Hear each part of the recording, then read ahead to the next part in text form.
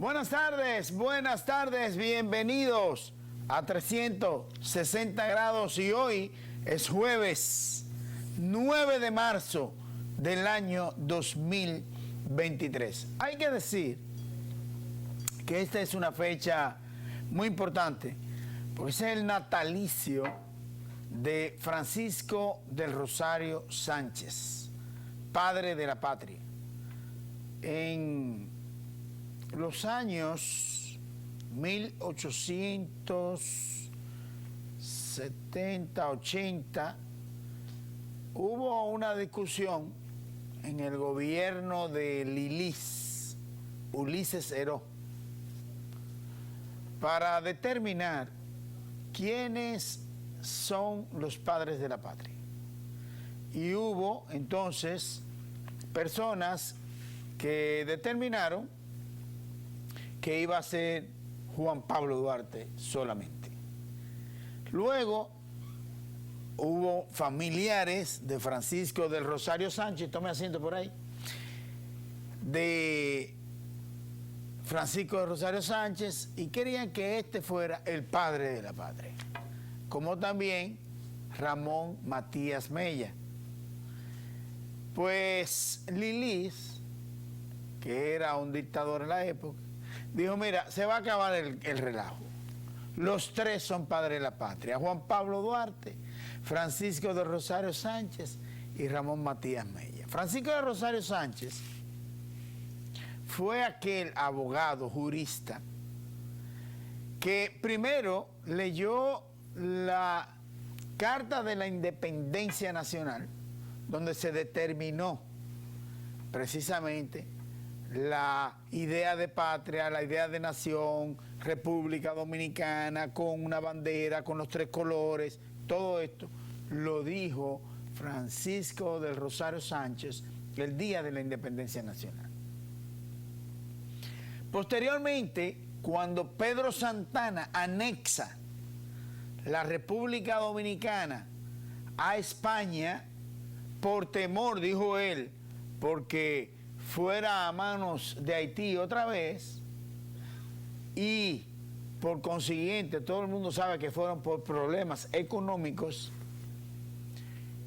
y asume él una gobernación, deja de ser presidente, le da la patria a España y finalmente entonces se asume un régimen militar español.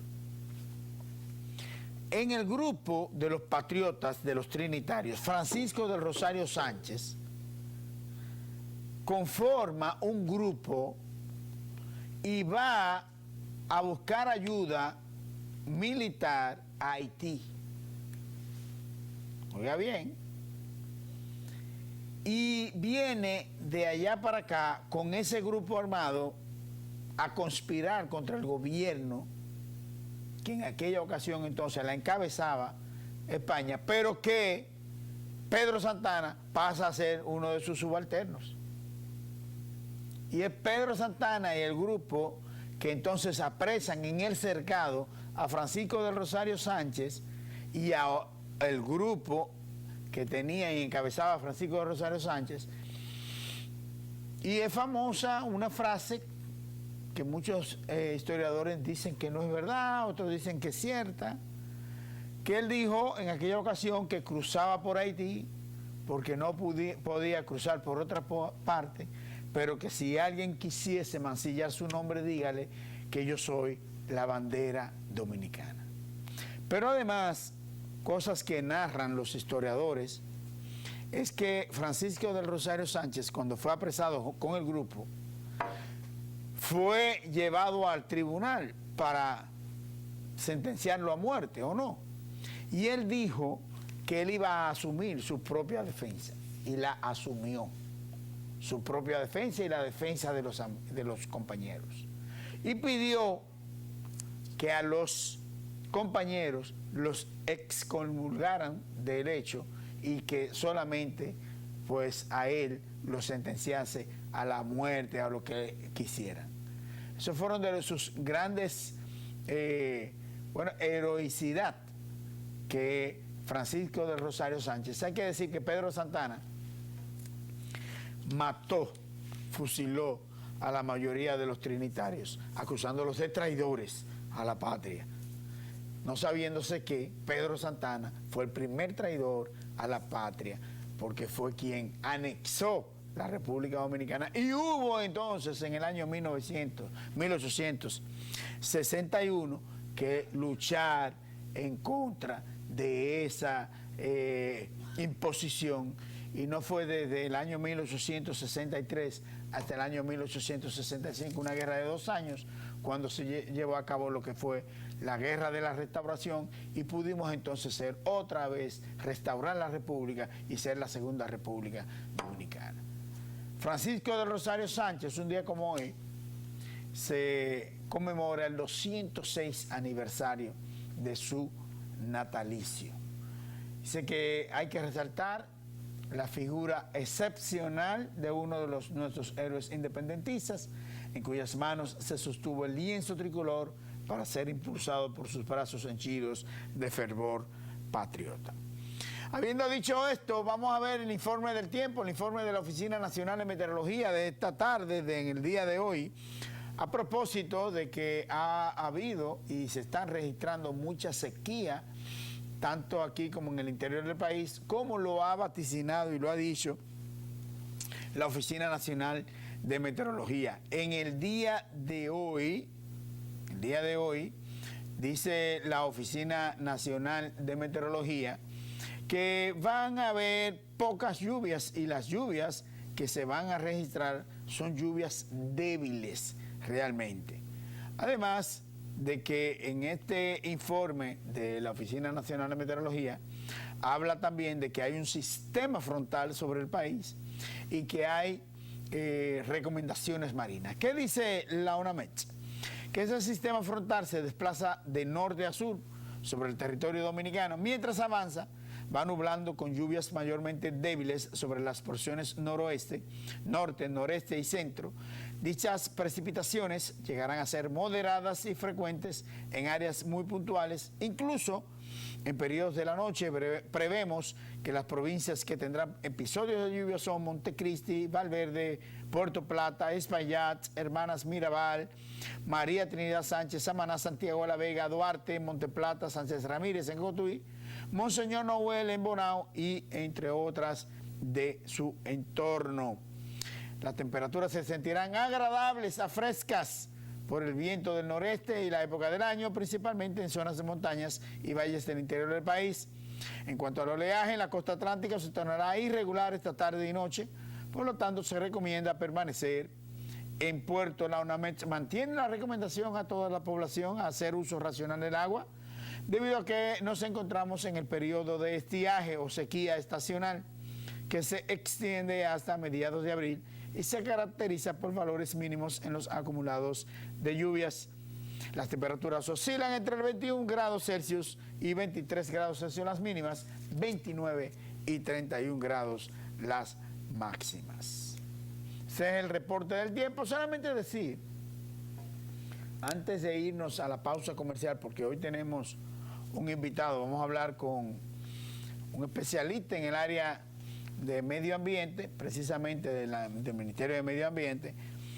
Vamos a hablar de ríos y vamos a hablar de los AMA y vamos a hablar de características de trabajo que se están haciendo en ese sentido. Decir que ayer hablábamos con don Freddy Sandoval aquí sobre la reunión del Comité Nacional de Salarios. En horas de la tarde se determinó que un aumento salarial al sueldo mínimo para los empleados y las empresas no sectorizadas. ¿Qué es eso? ¿Con qué se come? Bueno, hay que decir que las empresas están sectorizadas, el sector turismo, el sector de la construcción y otros sectores que están dentro de los renglones y cada cual tiene su tarifa y su salario mínimo. Recientemente vimos lo de las domésticas. Ahora, los no sectorizados se refieren a todos los empleados de las pequeñas, medianas de las grandes, pequeñas y microempresas. Cada una de esas empresas tiene un salario mínimo y hubo un aumento de un 19%, pero ese 19% va a ser de la manera siguiente: un 15% ahora para el mes de abril y un 4% el 1 de febrero del año 2024. Ahora bien, no todos los salarios mínimos van a ser iguales. Hay salarios mínimos para las empresas que están categorizadas de acuerdo con la TSS. Y yo no sé si ustedes recuerdan, hace alrededor de 2 años hubo una reunión en el Comité Nacional de Salarios con esos mismos fines para sectorizar entonces a las empresas por la cantidad de empleados que tenga y por la inversión que se haga en cada una de las empresas. Entonces, cada una de esas empresas tienen una categoría especial. Y un salario no es el mismo en una gran empresa que tenga una cantidad de empleados para un salario mínimo que tenga una pequeña empresa con una inversión mínima de 100, 200 o 400 mil pesos.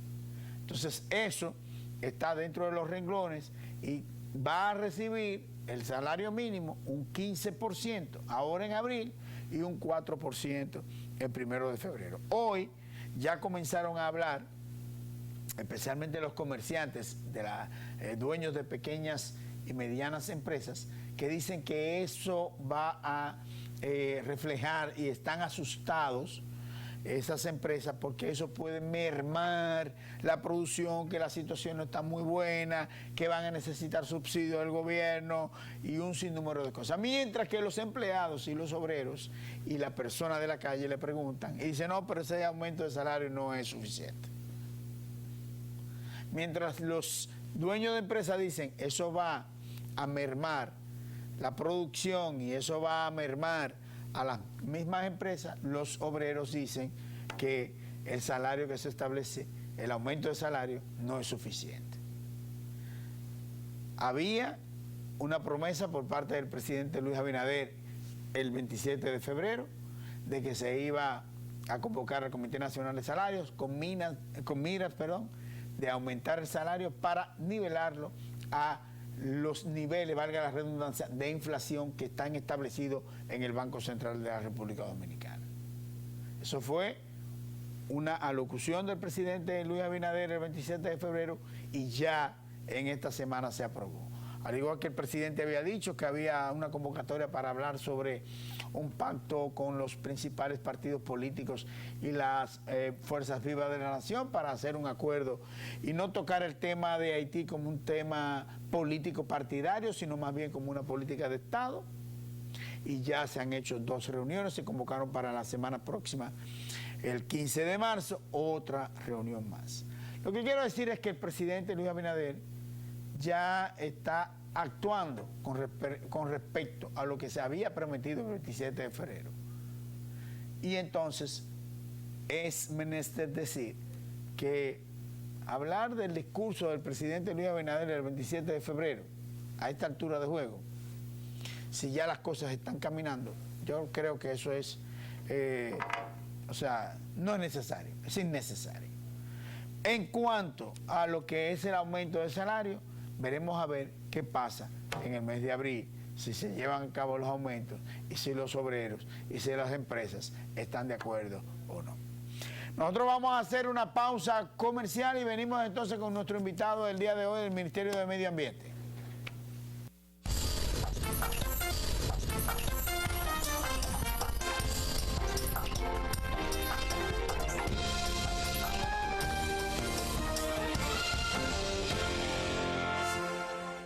Como lo habíamos prometido, tenemos aquí invitado especial.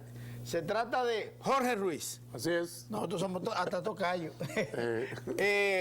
Ruiz, tú eres del Ministerio de Medio Ambiente. Correcto, soy asesor del señor Ministro de Medio Ambiente y responsable de la unidad de proyectos especiales del Ministerio. Sí, creo que trabaja con un general, algo así, Peguero, Lalane Peguero, algo así. Bueno, Lalane es el director general de Dragas. Ok. que estamos trabajando, es una de las instituciones, la Armada, con las cuales estamos trabajando en conjunto en el proyecto de rescate Osama. Precisamente, precisamente, me gustaría saber del rescate del río Osama, ¿verdad? Correcto.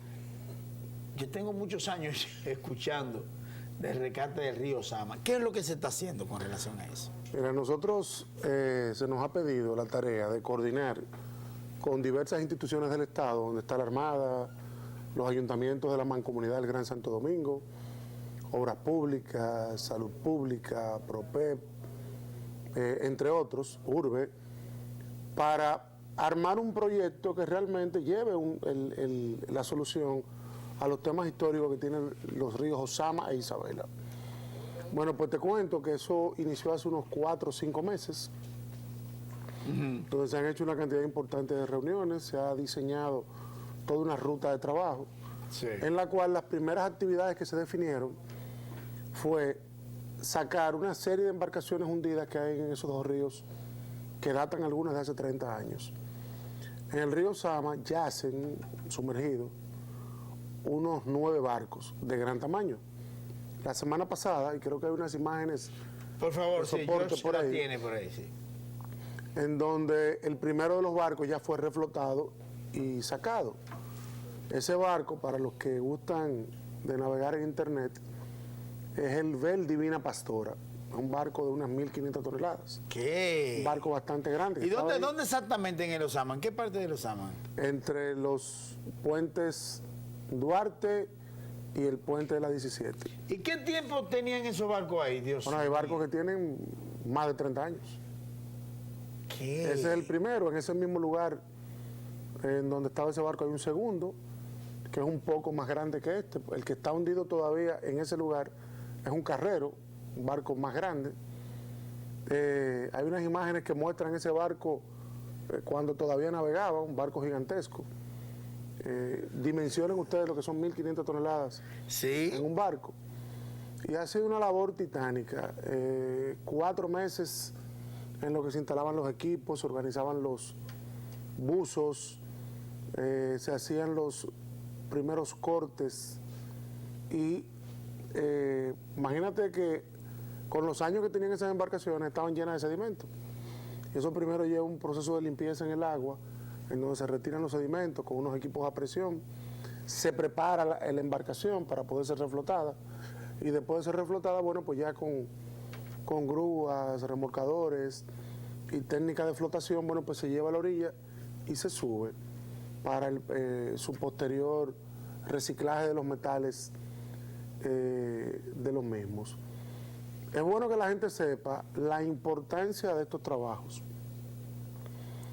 Todos sabemos que en todo el litoral de ambos ríos hay una serie de comunidades que su crecimiento fue desordenado. Son comunidades que están muy hacinadas. Cualquier parecido con la realidad dominicana es pura coincidencia. Correcto. Y los servicios básicos se dificultan que lleguen. Por ejemplo, la recogida de basura. Y cualquiera que pasa por el río, ve el río con basura y no se detiene a analizar que esa basura está en el río, porque la mayor parte de la gente que vive en la orilla del río no tienen cómo se les recoja la basura. Entonces hemos comenzado a apoyar no solamente a los ayuntamientos de la Mancomunidad del Gran Santo Domingo, que de paso del lado del distrito ya había una serie de asociaciones como Fundasursa y otras más que se habían organizado para hacer sus recogidas de basura. Ahora el tema está de que después que se recoge la basura, ¿cómo se traslada? Porque no pueden llegar camiones a esas comunidades. Entonces, toda la remoción de estos barcos, lo que va a traer como beneficio es que el río va a volver a tener una navegación mucho más fluida. Los que son un poquito mayores a 40 años recordarán que del lado de Isabela existía una cementera que se llamaba Colón. Por ende, los barcos llegaban hasta la cementera Colón a llevar clínker y a recoger cemento. O sea, ese río hasta ahí tenía una importante navegación con un calado, digamos que óptimo. Y por el lado de los Osama, recordarán que existía el ingenio San Luis. O sea, los barcos llegaban al ingenio San Luis a cargar azúcar para ser exportada. Entonces, eso nos dice a nosotros el potencial que tienen esos ríos, no solamente para el Gran Santo Domingo, sino para todo el país. Entonces, retirando esas embarcaciones, que es el primer paso, volvemos al inicio de los trabajos para que en los puntos donde se tengan que hacer dragados puntuales y particulares, cosa de que los servicios del Estado puedan llegar y que el río o esos ríos se puedan utilizar para el provecho del país. Pero hay, o sea, esos barcos, tú dices que tenían ahí como 40 años, 50. Hay barcos que tienen más de 30 años. Te cito. Porque yo te voy a decir una cosa. ¿Puedes dejar las imágenes, George? Mira, porque sucede que yo como reportero, hace 20 años, habían unos trabajos que se estaban haciendo ahí, un dragado, precisamente de la Dirección de Dragas de la Armada de la República Dominicana, antes Marina de Guerra. Y recuerdo que se dragó todo ese río Osama y se llegó hasta la Isabela dragando, porque eso se llenó de lilas. Y la lila significa que está contaminado el río. Pero además, tú hablabas de la basura. Ahí hay comunidades alrededor del río que la plataforma de sus casas son la basura. Sí, correcto. Eso es así. O sea, que las casas están construidas en lomas de basura. Correcto. Recuerda que ya como tú señalas los años que tú tienes conociendo el río, el Osama y el Isabela tienen décadas de abandono. Te olvido. Y es bueno señalar que dentro de los primeros 100 días del gobierno del presidente Abinader, él hizo una visita al río. Sí, yo se recuerdo. subió en una lancha y navegó el río para ver por sus propios ojos la realidad del río. O sea, lo que estamos nosotros haciendo hoy es fruto de esa visión que tiene el presidente Abinader sobre lo que se debe hacer con los ríos Osama e Isabela. Y el señor ministro, don Miguel Seara Hatton, que ha llegado con una decisión firme de que las cosas se hagan. Nosotros tenemos más de 4 meses trabajando en el río, calladitos. Y apenas ahora que reflotamos el primer barco, que es una realidad, que es un hecho y que es visible, es que lo estamos anunciando. ¿Cuántos barcos tú dices que quedan ahí adentro? Quedan 8. ¿Es que? Quedan 8. 8. Pronto quedarán 7. Pronto quedarán 7. 8 barcos ahí adentro. Te adelanto que con el segundo ya estamos concluyendo. Oh. Hoy en los reportes del día a día que tenemos, le quedan pocos días para que, le quedan debajo, se ha ido cortando por partes, y se ha ido subiendo, queda sumergido apenas el 30%, que se va a subir en un solo bloque. ¿Cómo se hace ese trabajo? ¿Quiénes son los que están trabajando además de Dragas? Dragas, hay una empresa que se firmó un acuerdo, Medio Ambiente, hace como año y medio, con esa empresa que está haciendo el reflote de los barcos a todo costo. O sea, eso no le está costando un peso al Estado Dominicano. Entonces, el proceso de quitarle los sedimentos al barco, porque tú tienes una embarcación que tiene un peso natural.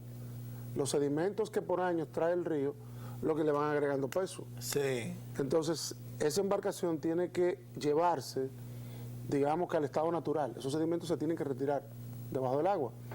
Y luego que se retiran los sedimentos, se cortan las áreas donde esté anclado, porque muchas veces se anclan debajo.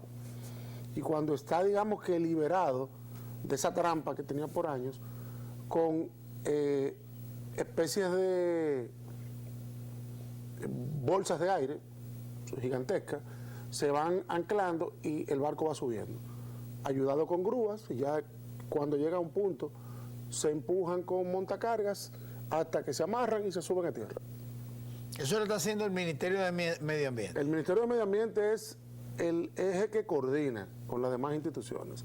Aquí tenemos muchos protagonistas. ¿Cuáles son? La Armada de República Dominicana, en primer lugar. Obras Públicas, que ha hecho una labor interesante. Hay unas imágenes donde Obras Públicas en la zona del sur se ha comenzado a colocar unos ductos para que la basura se coloque.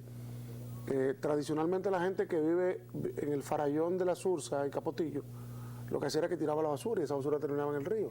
Ahora se están creando una especie de recipientes de cemento con unos ductos donde la gente lo deposita, cae ahí y es mucho más fácil la recogida.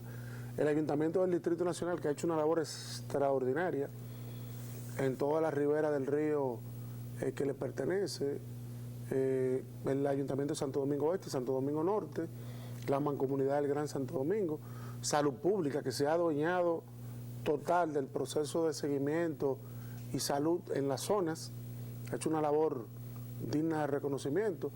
La Fundación Tropigas, que tiene muchos años haciendo labores importantes en el río con proyectos que todo dominicano debe reconocer y darle realmente las gracias porque lo hacen con una labor y un espíritu filantrópico que tienen bastante importante. O sea que hay muchos protagonistas. Nosotros lo que nos ha tocado es ser un ente coordinador entre todo el talento que tiene el Estado y que tiene el país para que las cosas realmente se hagan realidad. En el caso que nos ocupa, hay un proyecto que es precisamente a la ribera del río Osama. Imagino que eso tiene que ver muchísimo con eso, ¿no? Ese proyecto está encabezado por la gente de Urbe, un equipo extraordinario tiene Urbe. Hemos reunido varias veces con una joven de nombre Rocío Vidal, espectacular, que se ha integrado a las labores del río. Ellos han hecho un trabajo extraordinario en todo lo que es la ribera de lo que se llama Domingo Sabio, proyecto bellísimo. Invito a todos los dominicanos que puedan pasar y ver lo que se está haciendo ahí. Es una zona que se ha rescatado, se ha embellecido, se ha construido una avenida que va incluso a servir de desahogo para toda la zona y va a ser un punto de no solamente de que los comunitarios que viven en la zona puedan tener una mejor calidad de vida, sino una zona mucho más bella, mucho más amigable y mucho más integrada con lo que se quiere hoy día. Yo te hablaba del río Osama y el Isabela. Después que ustedes terminen el trabajo, 8 barcos, yo estoy sorprendido todavía. ¿El Isabela también va a ser intervenido? Todo este proyecto es integrado. Lo vemos como la cuenca baja, la cuenca Osama, la cuenca baja, donde lo comprenden el Isabela, que es un afluente del Osama. Entonces, toda la zona metropolitana, si lo ubicamos en un plano desde la zona cercana al aeropuerto Joaquín Balaguer, que es por el Isabela, y por el Osama hasta el antiguo Ingenio San Luis, es lo que estamos viendo como límites del proyecto. Ok, porque hay que decir que mucha gente no sabe aquí que ese río Osama e Isabela no eran tan bajitos ahí, eran más altos, mucho más altos. Eran igual que el río Jaina, que no sé si la gente sabe que, por ejemplo, donde está en Gumbe, que había un ingenio azucarero allí, claro, y ahí se cargaba y se descargaba azúcar. Y los barcos llegaban exactamente al nivel donde está el Gombe. Así era el río Sama e Isabela, o sea, eran niveles mucho más altos. Y ahí llegaban barcos mercantes, sí, que llegaban a la Atarazana, que hoy se conoce con la zona colonial. Tú sabes que yo personalmente conozco muy bien esa zona de los Sama e Isabela, porque soy oriundo de las zonas circundantes al ensanche Luperón. Okay. Yo digo que cuando niño, yo era de los muchachos traviesos que nos íbamos a bañar a la Sursa y que inclusive cruzábamos el río Banado. Yo llegué a cruzar el río Banado un par de veces. Las travesuras que se hacían antes de que los niños andaran con tecnología en la mano. Y las aguas limpias. Claro, entonces, este proyecto a mí personalmente me toca mucho, porque lo conozco desde niño. Entonces, independientemente del compromiso que se tiene como Estado, como Ministerio, de manera personal, a mí me ha tocado mucho y hace que siempre que estemos en un bote, circundando las aguas, hablando con la gente, con los comunitarios, viendo el potencial que tiene ese río, porque lo viví hace más de 40 años, eso me llena de energía. y me da un empujón más para que las cosas se sigan haciendo. Y reitero, no me canso de decirlo, agradecido del equipo que conforma esto. Yo apenas soy un ente más con el compromiso de coordinar, pero los héroes son los que están ahí en este momento con una alcafandra y un tanque buceando, haciendo los cortes, la armada, fajar el día entero en ese río, obras públicas, salud pública, los ayuntamientos. Esos son los verdaderos héroes de este proceso. ¿Tú crees que el río Sama termine de sanearse finalmente? Yo creo que la voluntad está para eso, la voluntad y el talento, y los hombres y mujeres que tienen la decisión para hacerlo. Y lo digo porque el ejemplo está ahí. El presidente en sus primeros 100 días subió y lo vio. Y le da seguimiento a los trabajos que se están haciendo. Por ende, yo soy de lo que creo que sí, yo soy de lo que creo que nosotros vamos a tener cada día un mejor río, y cada día la gente toma conciencia de la importancia que tiene eso para el futuro de nuestro país.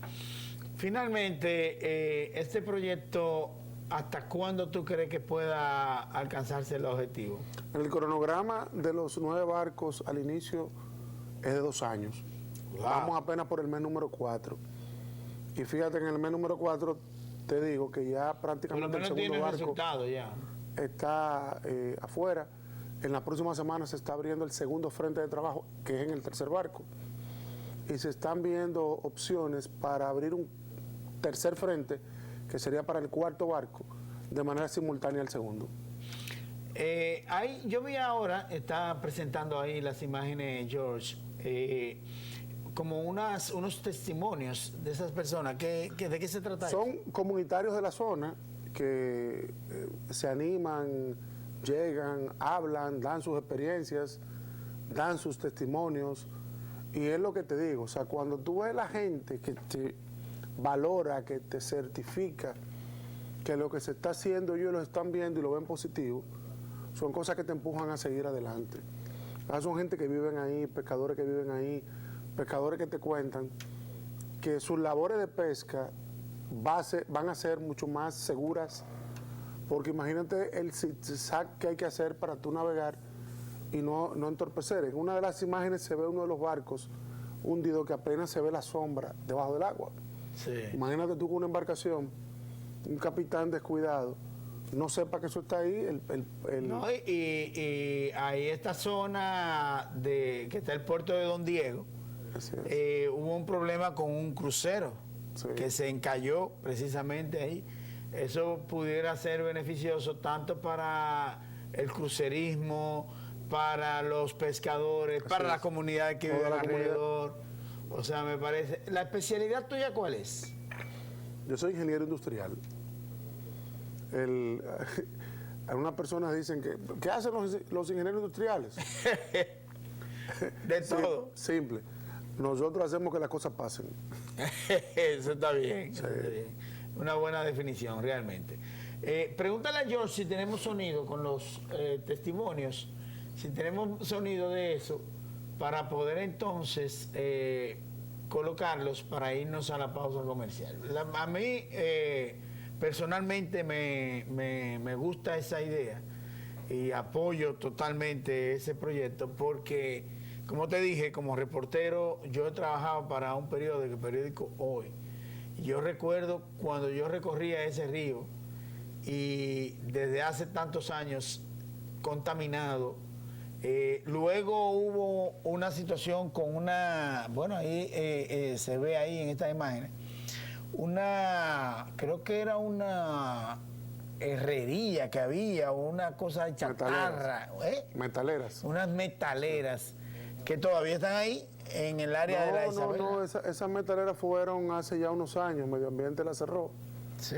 Y ahora lo que está es el proceso de limpieza, porque esos barcos, cuando se sacan del agua, esos metales son reciclados, son cortados para ser reciclados, porque si no se convierten en un elemento contaminante. Sí, totalmente. Por eso vuelvo y te reitero. Ahí se alcanzó a ver la imagen, mira, ese era el barco. Ese era el barco que estaba dentro. Es el primero que sacamos. Ok. Esa imagen que tú estás viendo son de cuando el barco navegaba, que la conseguimos. Ok. Míralo ahí. Ok, ya. Y entonces ahora, Ese es un hundido que se ve ahí debajo. ahí esa sombra que se ve es un barco hundido. Ese que tú ves ahí es un carrero. Es un barco que se usa para el traslado de barcos desde las fábricas Sí. en China o Europa a estos países. Excelente. Pregúntale a yo si no tenemos entonces sonido. Tenemos el sonido, no tenemos el sonido. No tenemos el sonido. Bueno, pues de todos modos, yo creo que esas imágenes sirvieron de mucho. La explicación que dabas con respecto a eso. Y yo lo único que yo quiero es que ese proyecto se termine. Bueno, te hacemos la invitación a que nos acompañe un día por allá, Ah, pues mire, voy ahí con cámara y todo. con cámara y todo. Gracias por estar con nosotros Allá aquí. te guardamos un café. Ok. Vámonos a la pausa comercial.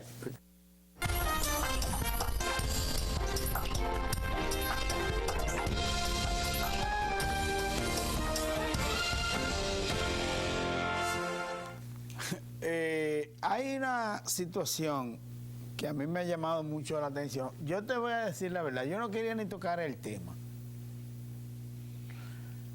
Porque a mí como que me indigna un poco que esté en las redes sociales un video de niños y niñas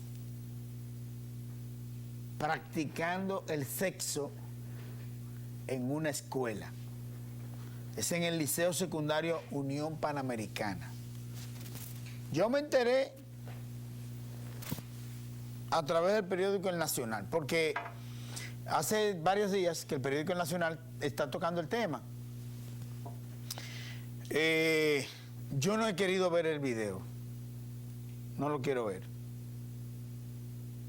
porque imagino la morbosidad de quien grabó el video y quien lo publicó.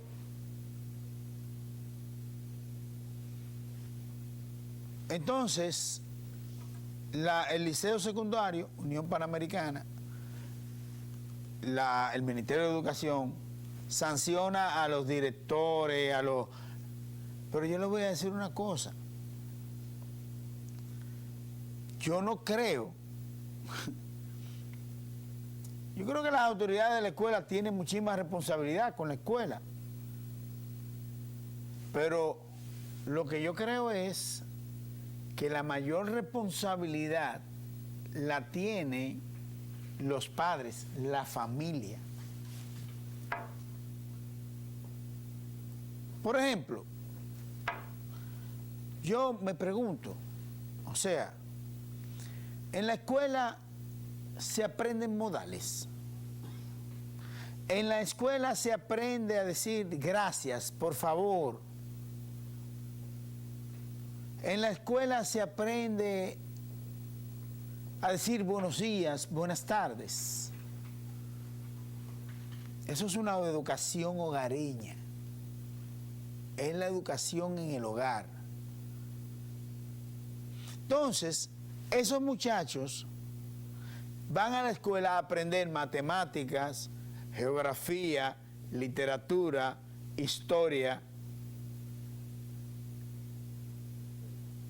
Entonces, el comportamiento de esos muchachos se lo queremos atribuir a los maestros y a los profesores. No. Esos muchachos vienen formados de su casa, ¿eh? Entonces,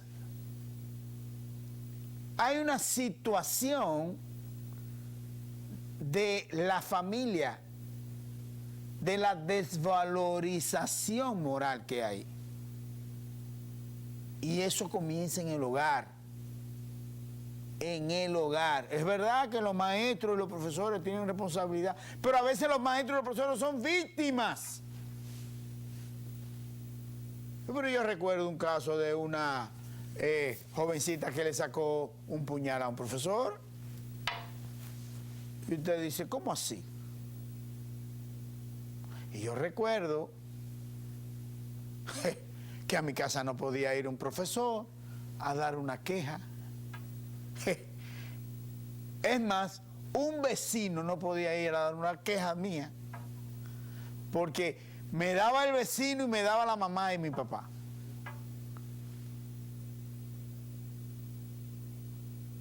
Ahora los padres, un profesor no puede darle quejas de su hijo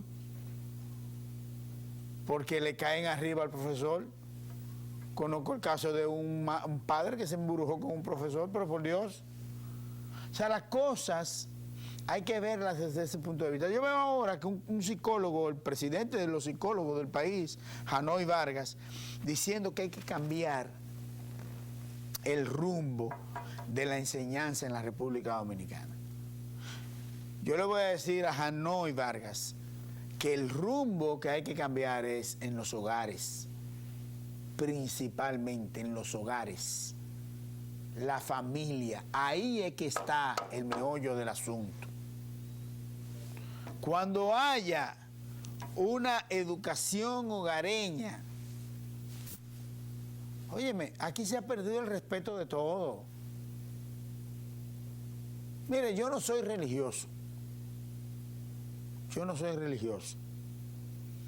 Pero conozco la iglesia porque yo fui monaguillo. He pasado por todo. Entonces, esa formación de la iglesia, de establecer cánones morales en la misma familia, de ir a un centro espiritual, eso se ha perdido aquí. Hay muchas familias que continúan haciéndolo, que van en familia a la iglesia, que forman parte de lo que se llama la pastoral juvenil, los que van a la iglesia católica, los que van a la iglesia evangélica, hay grupos juveniles, y esas personas, esos jóvenes, esos muchachos que son formados en esas... que no tienen que ser religiosos, tienen que ser más bien, o sea, tener algún tipo de respeto. Y eso yo creo que hace falta. Aquí la gente ha dejado de respetar incluso a Dios. Ahora todo es, no importa que venga las canciones explícitas, que yo realmente he tenido que asumirlas, porque aunque yo luzca recalcitrante, lo que sea, es lo que está, es la moda, las canciones explícitas. Entonces uno dice, ¿qué está pasando en la sociedad? En las sociedades, que no en la República Dominicana solamente, ¿eh? Usted tiene que saber que en el mundo que está ocurriendo esto. Yo creo que debemos hacer lo que es una introspección en nuestras casas, en nuestros hogares, para evitar que eso siga ocurriendo en nuestras escuelas. Sí es verdad que el Ministerio de Educación, que ahora dijo el Ministro de Educación que se van a establecer unos cánones para el comportamiento de los maestros para con los alumnos, pero yo creo que principalmente tenemos que auspiciar el buen comportamiento de nuestros muchachos en nuestros hogares. Porque ahí es que está el meollo del asunto. Esos muchachos van a la escuela y allá demuestran cuál es la educación que tienen en sus hogares. Eso es lo que siempre se ha dicho, Ahí es que se sabe quién los cría, cómo los crían, cómo se crían los muchachos. Y aquí se ha perdido mucho. El padre, la madre trabajando, se crían con una trabajadora. ¿Qué pasó ahí? Falta la formación en los hogares. Y eso es importante. Señores, mañana es viernes, es un programa especial. Nosotros nos vamos hasta el lunes. El lunes nos vemos aquí con don Freddy Sandoval en 360 grados. Gracias por estar con nosotros.